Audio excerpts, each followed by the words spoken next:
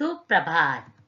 कक्षा दूसरी, विषय हिंदी, उप विषय पाठ 7, कर भला तो हो भला,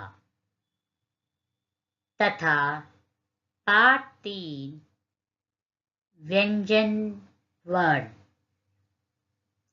पुस्तक का नाम नई गुलमोहर हिंदी पाठ्य पुस्तक तथा व्याकरण। व्याख्यान 3। आज इस व्याख्यान 3 में हम पाठ्य पुस्तक पाठ 7 कर भला तो हो भला तथा व्याकरण में पाठ 3 व्यंजन वर्ण की दोहराई करेंगे। तो सबसे पहले हम पाठ 7 कर भला तो हो भला को जानते हैं। इस पाठ का उद्देश्य है मिलजुल कर रहने का महत्व जानना तथा मधुर संबंध बनाना। तो इस पाठ से हमने क्या सीखा वह हम अंत में जानेंगे।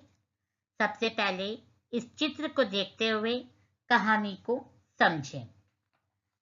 नदी के किनारे एक पेड़ पर बहुत सारे पक्षी अपने बच्चों के साथ रहते थे। उसी पेड़ की जड़ में कुछ चींटियां भी रहती थी। एक साथ रहने से उनमें गहरी दोस्ती हो गई। एक दिन चींटी का बच्चा, ये देख रहे हैं आप चींटी का बच्चा, नदी में गिर गया। पक्षियों ने देखा तो वे उसे बचाने का प्रयत्न करने लगे। कुछ चिड़ियों ने पेड़ से पत्ते तोड़कर नदी में शुरू कर दिए।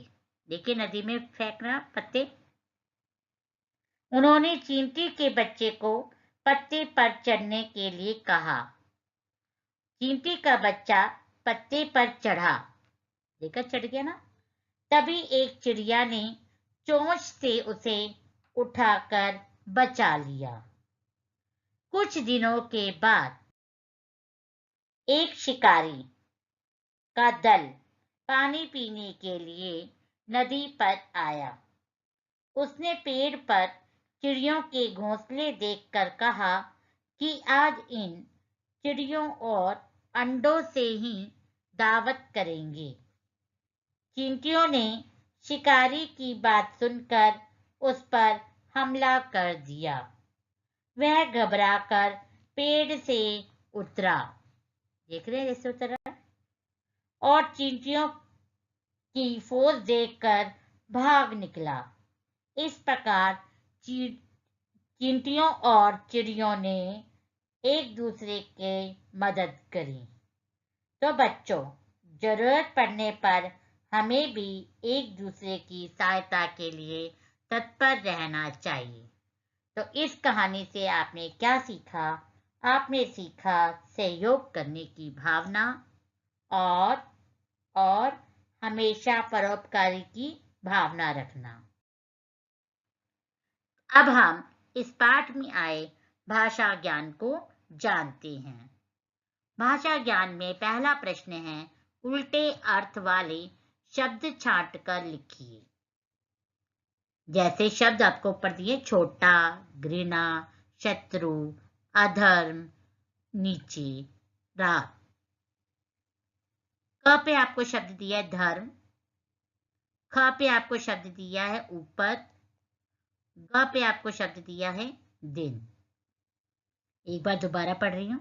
पहला प्रश्न दिया है, उल्टे अर्थ वाले शब्द छांट कर लिखिए।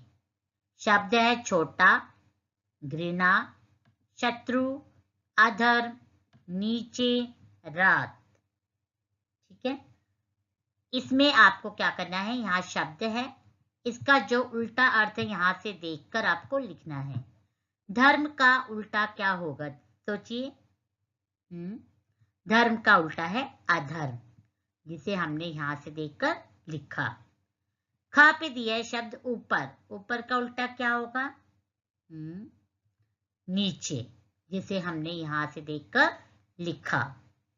ग पे शब्द दिया है दिन, जिसका उल्टा अर्थ क्या होगा?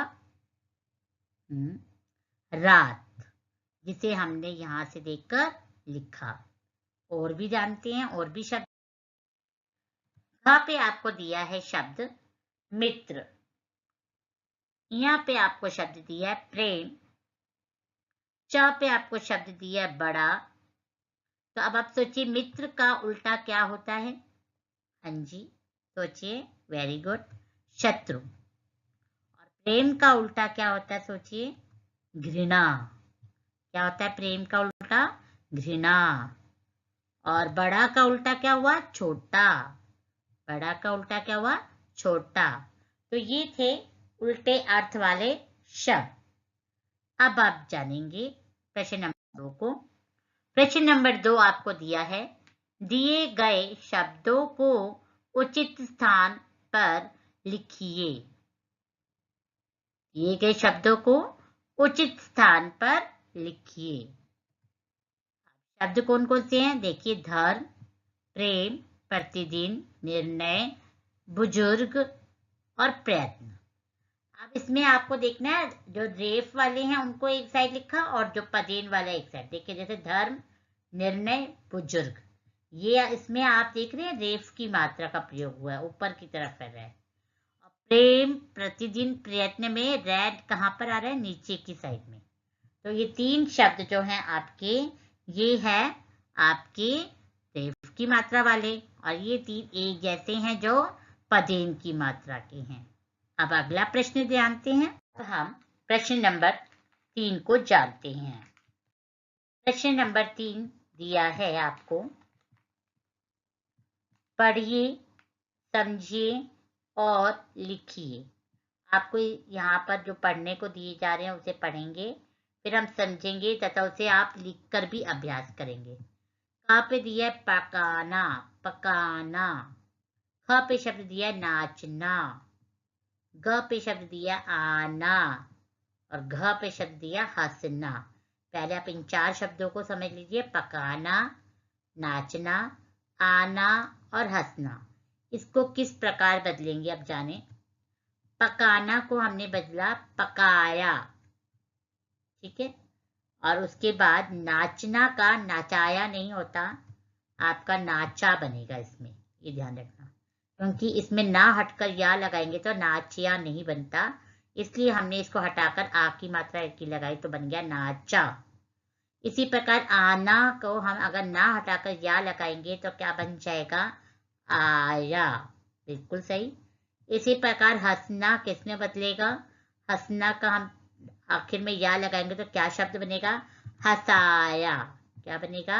हंसाया। तो आपने देखा, पकाना का बना पकाया, नाचना का नहीं बदलेगा इसलिए हमने लिखा नाचा, आना का हुआ आया, हंसना का बना हंसाया। अगला देखते हैं शब्द। और यहाँ पे शब्द दिया है आपका रोना, च पे शब्द दिया है पढ़ना, छ पे शब्द दिया है सुनना, ज पे शब्द दिया है समझना। इनको हम किस प्रकार बदलेंगे जानते हैं। रोना बदलेगा रोया। रोना किसने बदला? रोया। पढ़ना का क्या बदलेगा? पढ़ाया। पढ़ना किसने बदला?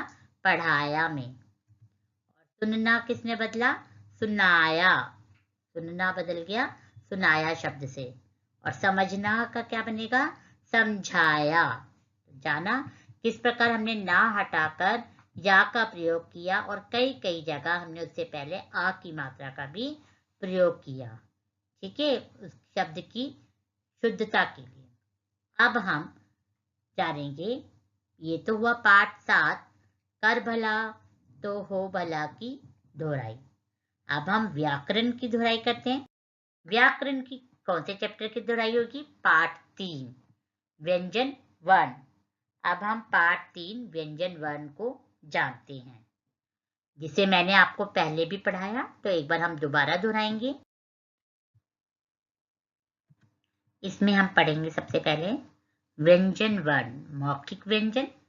इन व्यंजनों को बोलते समय वायु केवल मुंह से ही बाहर निकलती है। नासिकीय व्यंजन। इन व्यंजनों को बोलते समय वायु के साथ साथ नाक से भी बाहर निकलती है। क्या है? मौखिक व्यंजन बच्चों, इन व्यंजनों को बोलते समय वायु केवल मुंह से ही बाहर निकलती है।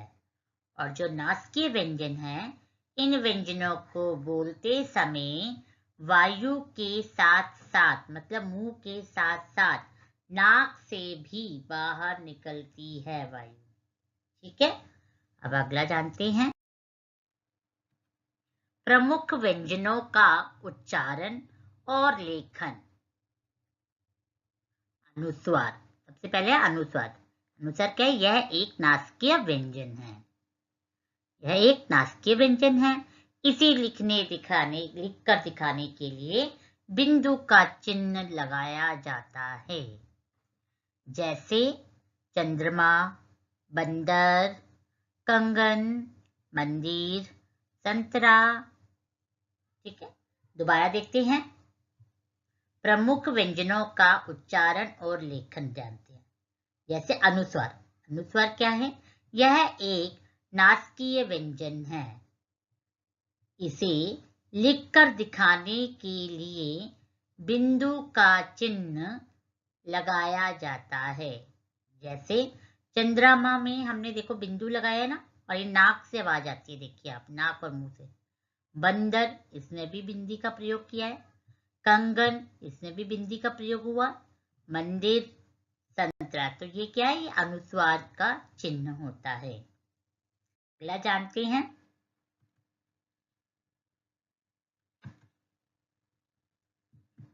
विसर्ग।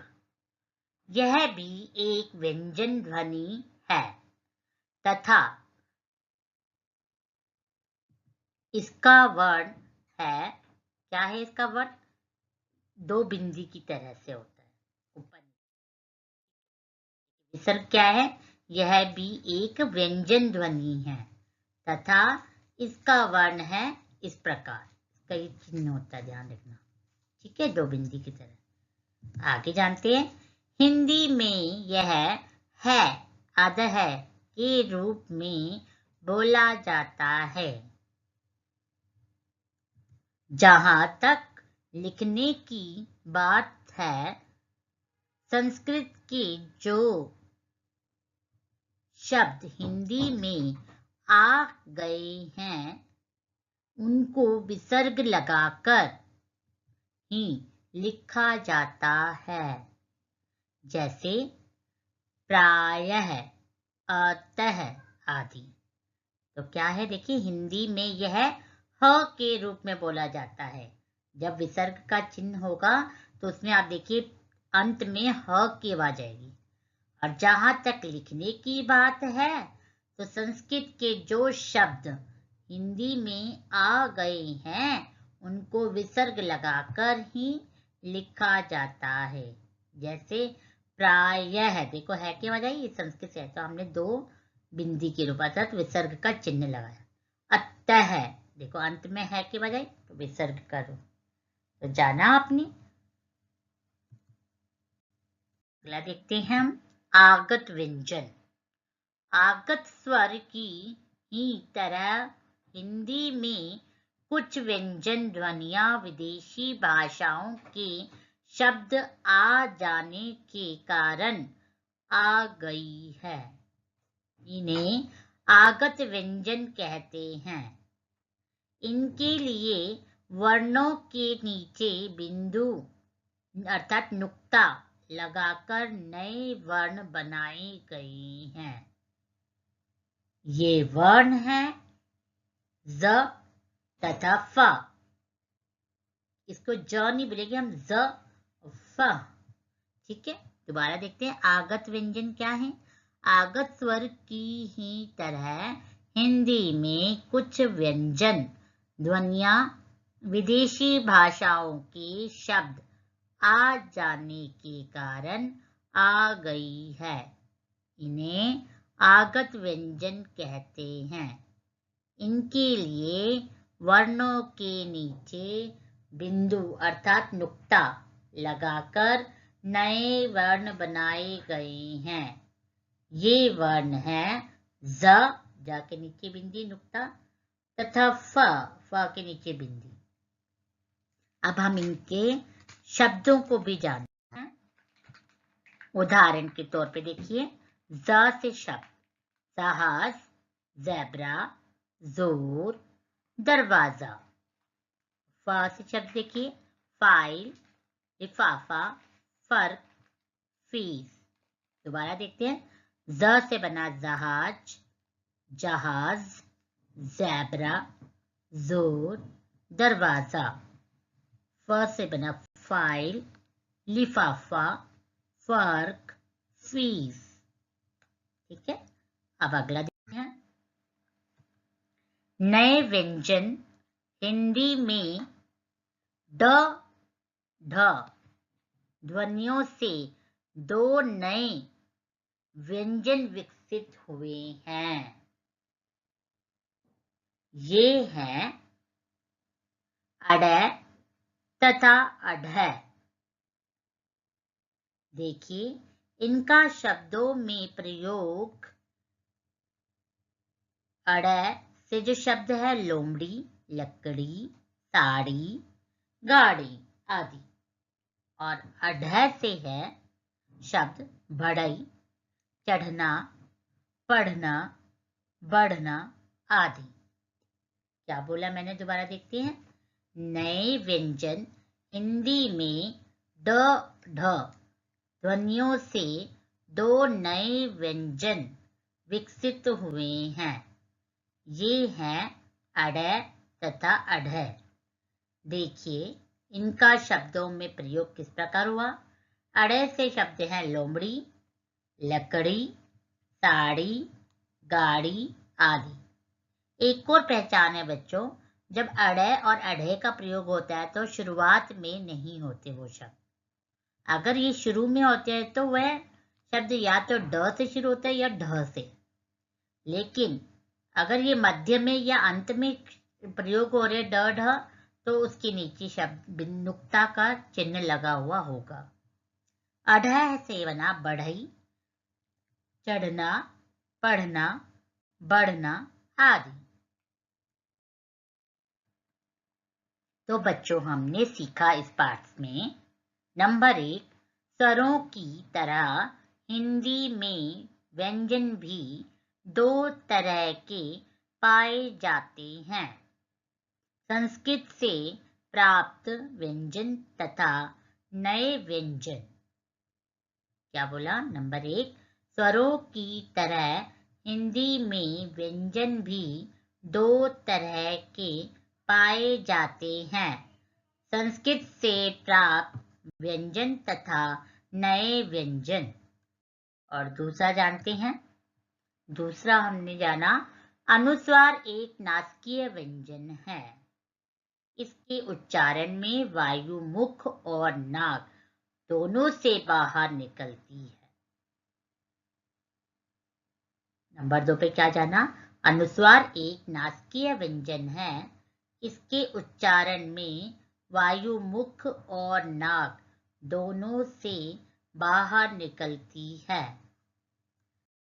और क्या जाना हमने, नंबर 3 पर जाना, हिंदी में विसर्ग ह के रूप में बोला जाता है। नंबर 4 पे जाना, हिंदी के नए व्यंजन हैं अड और अढ तथा आगत व्यंजन हैं ज और फ। ठीक है, आप कुछ अभ्यास करते हैं। पहला प्रश्न है, नीचे दिए गए व्यंजन वर्णों को पूरा कीजिए। यहाँ पर मैंने आपको बीच बीच में खाली स्थान दिए हैं। इसको किस प्रकार भरना है हम इसको जानते हैं। तो सबसे पहले हम देखते हैं किस प्रकार हमने इसे भरेंगे।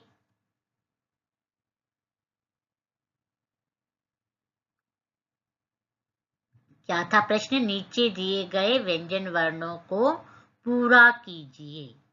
सबसे पहले क, तो क के बजाय ख, ग के बजाय घ, य। फिर आए च, च के बजाय छ, ज के बजाय झ, फिर आई इन। ट के बजाय ठ, ठ के बजाय ड, ड के बजाय ढ, अण। फिर है त, थ, द, ध, न। प, फ, ब, भ, म। य, र, ल, व। श, क्ष, स, ह। तो आप देखिए जो क है ये मैंने दिया था और आपको भरने को देते इधर क्या आया? ख। इसी प्रकार ग के बाद जो खाली स्थान उसमें क्या आया? घ। फिर आपने देखा छ से पहले क्या आता है? च। छ के बाद क्या आता है? ज। इसी प्रकार आपने जाना ठ के बाद क्या आता है? ड। ड के बाद क्या आया? ढ। और उसके बाद आपने थ से पहले जाना त। और थ के बाद क्या आया? द। और ध के बाद क्या आया? न। ठीक है। और फ के बाद क्या आया? ब। भ के बाद क्या आया? म। तो आपको ये पता होना चाहिए कि र से पहले क्या आता है? य। र के बाद क्या आता है? ल।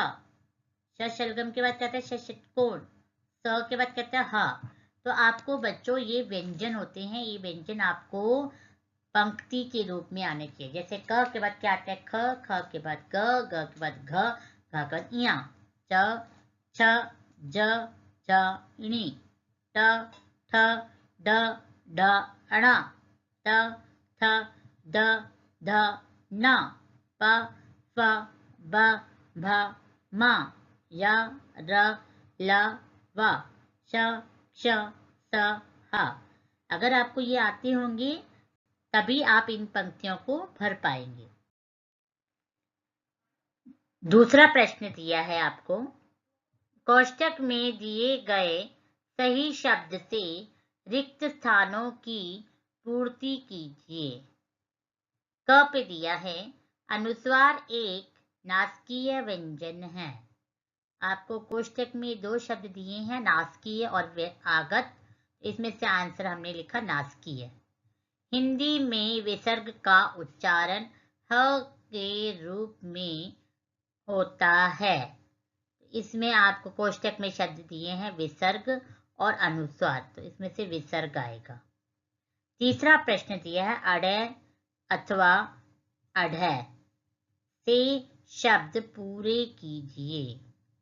ठीक है। जैसे आपको यहाँ पे पे है तो उसके बाद आया अडय, तो पेड़ बना। प के बाद ढ आया तो बना पढ़।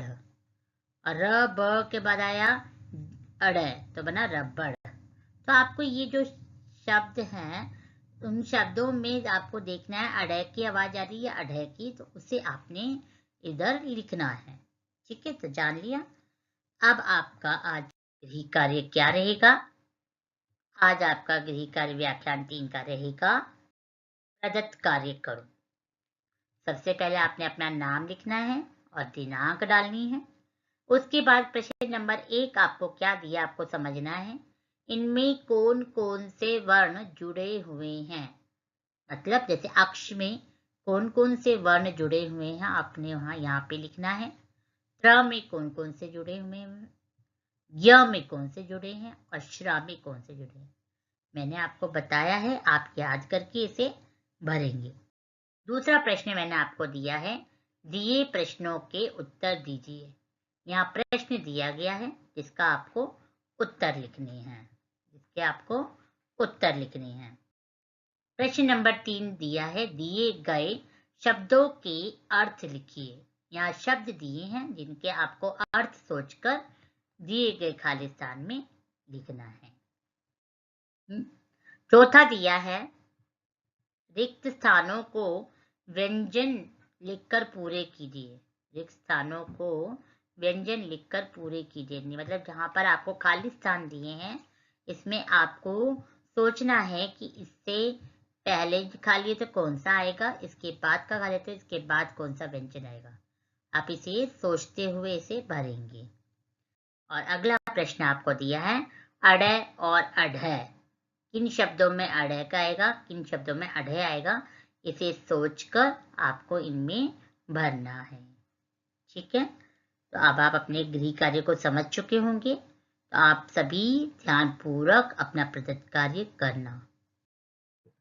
अब हम कल के गृह कार्य का हल को जानते हैं। कल मैंने आपको क्या दिया था? कल मैंने आपको दिया था कक्षा में कराए गए शब्दार्थ को लिखिए। आप सभी ने अपनी कॉपी में सुंदर सुंदर लिख लिया होगा। सभी ने पहले दिनांक लिखा होगा, फिर दिन लिखा होगा अर्थात वार लिखा, फिर पाठ 7 डाला होगा, है ना? तो एक बार हम इसे दोहरा लेते हैं। पहला है प्रयत्न, जिसका अर्थ है कोशिश। पहला है प्रयत्न, जिसका अर्थ है कोशिश। दूसरा है शिकारी, जिसका अर्थ है पशु पक्षियों को मारने वाला। और तीसरा है दृष्टि, जिसका अर्थ है नजर। चौथा है हमला बोलना, जिसका अर्थ है आक्रमण करना। पांचवा है उपकार, जिसका अर्थ है भलाई। छठा है हिम्मत, जिसका अर्थ है साहस। सातवां है दल बल, जिसका अर्थ है सहायकों का समूह। आठवां है निर्णय, जिसका अर्थ है फैसला। नौवां है दावत, जिसका अर्थ है भोज। धन्यवाद बच्चों।